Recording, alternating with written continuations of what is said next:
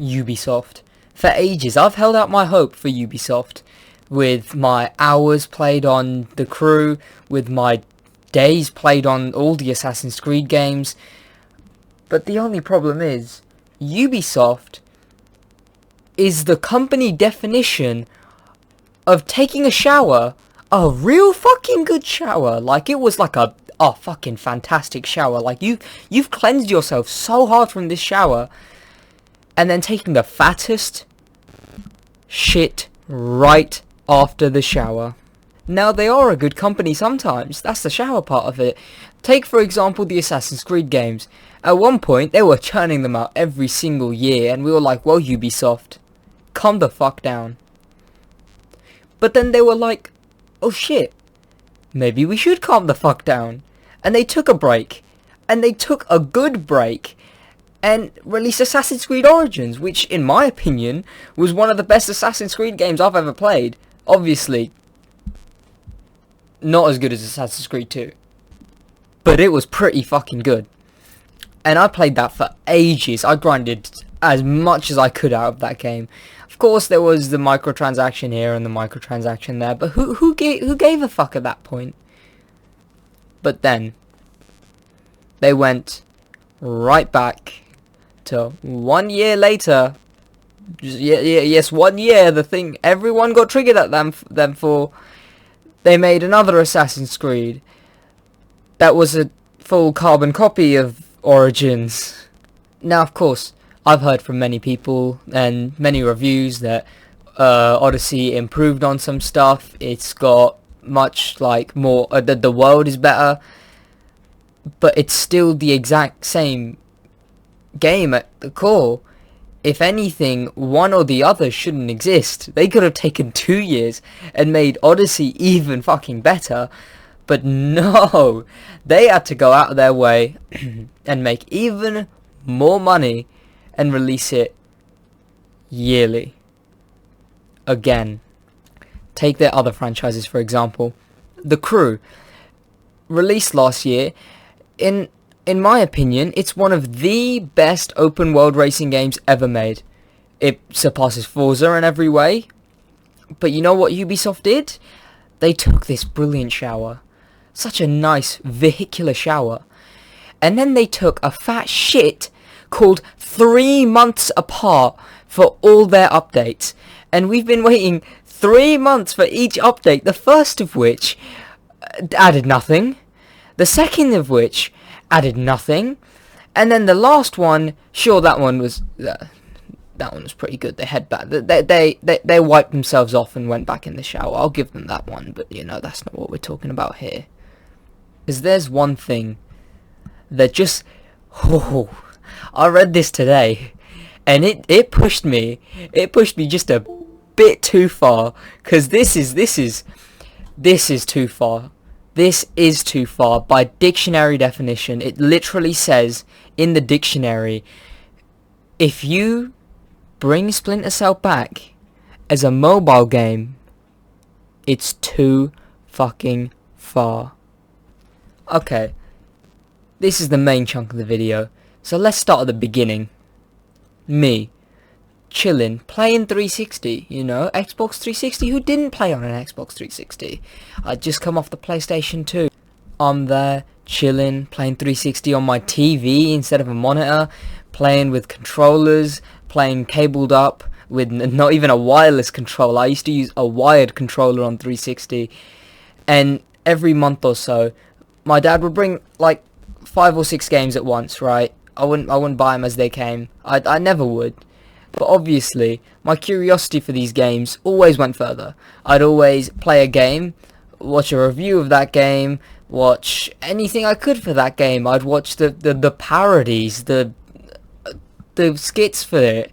So then, when I started playing a real bunch of Assassin's Creed, I went all out. Like, my YouTube was just Assassin's Creed, PewDiePie, Assassin's Creed. And then, all of a sudden, out of nowhere, I get hit by a trailer. Now, this trailer was going pretty fucking fast, okay? Now, this trailer hit me hard. Like, we're talking coma for, like, 2 years straight. And that coma was called Splinter Cell Blacklist. Now, people can say what they want about Blacklist. I love the game. I know hardcore fans claim it was not very good. I disagree with them in every right. Now, I never grew up with Michael Ironside as my Sam Fisher, which obviously, after the Rainbow Six DLC and after I played the Blacklist and went back and saw all the other games, I realised how deprived of that I was, sure. But I don't think it was bad in either way. I know people say Sam Fisher was like in his 70s or something, and then he comes back as sounded like he's 20. For me, it kind of just rubbed off that he was like 20. Of course, this is probably wrong, and it shouldn't have been like that. But other than that, they could have put Michael Ironside in there, and I still think the game was amazing. It was a great game to play. The stealth mechanics were amazing. I could spend hours going through levels, replaying them, killing everyone, going loud, replaying them again, going quiet, not letting anyone even know I'm there. And this is the pinnacle of what you call a shower. See, because this was the one game that I did go to my dad and say, Dad, I want this game. And I got that game. And as previously stated, this coma induced me hard after I got hit by this trailer. Because it was more than 2 years, to be honest. I even replayed this game maybe a couple months ago leading up to E3. And don't even get me started on E3. I sat there thinking, okay, what would I do if I was Ubisoft? And there, just picture this. Close your eyes and imagine this. You're looking at the board. You're watching the E3 stream for Ubisoft. They're saying their goodbyes. They're saying, okay, that's all we've got for you. Everything goes black. You hear the noise. And on the screen comes those three glowing dots, and right underneath, I don't give a shit, it could have said 2025, but give us something, and holy shit, this is what they're gonna give us? And by this, I mean this article, because the CEO of Splinter Cell did an interview, I assume, and I got these articles from watching a video, link in the description, but the article starts off by saying stuff we already know. 2-decade-old franchise, beloved franchise, that's not made a game for 6 years, going on 7. And it's here where the article kind of dips down a bit, because he goes, there will be some new types of experiments. And there I go, oh, I'm getting hyped. And then they said this, because right here, but on more different devices, we are working a little on the brand today to come back at one point. We can't say when, because as you know, it takes time, blah blah blah. Different devices. It's like, what are you doing? Do you know that people like this game? Now they've already got a mobile game coming out. It's called like Elite Piece of Shite or something, and they had the audacity at E3 to not show Sam Fisher or not show Splinter Cell, but show him in a mobile game. And now they want another mobile game. And let's be honest, we know this game is going to make you pay to so much as take a step. 'Cause there's no way that this game isn't going to be riddled, absolutely smothered with microtransactions. 'Cause that's gonna happen. And I think we all know it's gonna happen.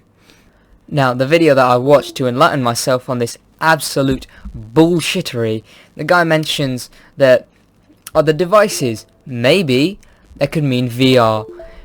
And let's be honest, that I don't even know what to say. That could be alright. It could be fine. But why? Why, when everyone's been waiting for a mainstream entry in the Splinter Cell franchise, why would you bother? Because there's no point.